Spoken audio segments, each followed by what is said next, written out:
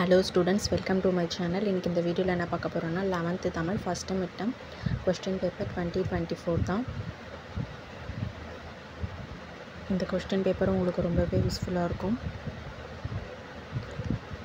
இப்போத்துல இருந்து question paper collect பண்ணி வெச்சுக்கிட்டா தான் உங்களுக்கு பப்ளிக் எக்ஸாமுக்கு ரொம்பவே யூஸ்ஃபுல்லா இருக்கும். 1 மார்க்லாம் ப்ரிப்பேர் பண்றதுக்கு.